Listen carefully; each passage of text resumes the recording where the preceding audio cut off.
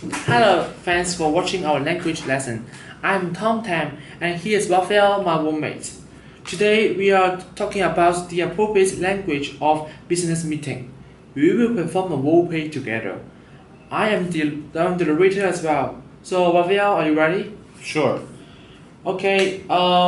So here is the agenda of today's meeting. Whether the market price of the apples should be set at $5 or not. Okay. Example one. Hello, what's up? I'm good. It is not the conversation between friends, so the conversation should be more serious. Good morning, everyone. Let's start the meeting, shall we? Example 2. I would like to make sure that we know the aim of today's meeting, whether we should sell apples below market price or not. Is that okay? Well, in the business meeting, you need to make sure that they know the aim of today's meeting. So you better ask whether they know the aim of today's meeting or not before you start your schedule. Example 3. To start with, let me go through the last summary first. Well, in the business meeting, we prefer minutes to summary, as the former one is a business English, but the latter one is a daily English, only which should not be used in this case. But to begin with, I would like to go through the minutes of our last meeting about whether the product price is blah, blah, blah, blah, blah. Example 4. If there isn't any other business, should we move on to the topics of today's meeting? Well, in this case, we prefer agenda to topic, as the former one is a business English, but the later one is a daily English phrase which should not be used in this case. If there aren't any further discussion points about the last meeting, I would like to move on today's agenda. Example 5. Well, let's talk about the pros and cons of selling apples below market price. Now, let's talk about the survey of buyers' behavior. Lastly, let's talk about the purchasing power of customers.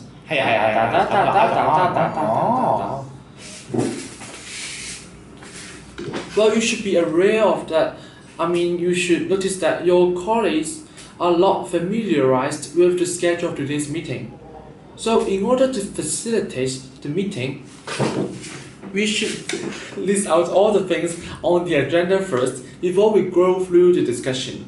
You can say you can say something like, oh, there are 3 items on the agenda. We should talk about the pros and cons of selling apples below market price, followed by the survey of buyers' behavior, and lastly, the purchasing power of customers. Example 6. We should be in a hurry, as time flies. We should move on to the next item. Well, we should discuss in a polite manner. So, let's see. Since time is running, we should move on to the next point of the agenda. Example 7. Well, that's all for today's meeting. Well, we should make a summary of today's discussion before you end the meeting. And be polite. Well, before we end our meeting, let me summarize what we discussed today. Firstly, blah blah blah blah. Secondly, blah blah blah. Thirdly, blah blah blah. Example 8. So, can we schedule the next meeting on next Monday? Thank you for today's meeting. I declare this meeting as closed. So see, you should end the meeting by assigning dates for the next meeting. You can end the discussion in a very polite way. So remember to say thank you when you end the meeting.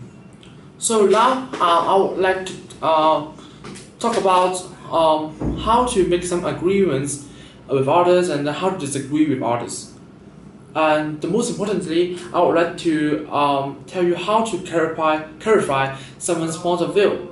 So if you want to agree with someone, you shouldn't say, I agree with you there, blah blah blah. Although it is okay, but although it's okay, it sometimes seems boring. So you should say, I'm in favor of your idea that blah blah blah, or just as simple as you can say exactly, true, indeed. That's okay, as it is very simple. And then the others know your idea and point of view. So if you wish to disagree with someone, you should say, I'm not in favor of your idea, rather than I disagree with you, because the latter is a bit rude, and then it's not proper. I mean, it's not a proper way to express your idea in an impolite manner. Or you can also say, I doubt it if it really works. But if you say so, it's a very strong disagreement with others, and then you should be aware of your tone. Otherwise, people may have some disputes with your idea, or they may not like the way you talk. Well, another example is that you can say, I see what you mean, but it sounds that your suggestion is not workable. Or you can say it in a polite way like, I'm afraid that I cannot agree with you. So sometimes you may like to clarify someone's point of view. You can say, sorry, are you saying that blah blah blah, right? Or you can say, can you make it a little bit clearer? Or you can just, I beg your pardon. Or you can say, let me put this in another way. By blah blah blah blah blah. And then these are the suggestions. So this is the end of our lesson. Thank you for watching our lesson. Most of the materials are provided by Waffle and from the internet. Thank you.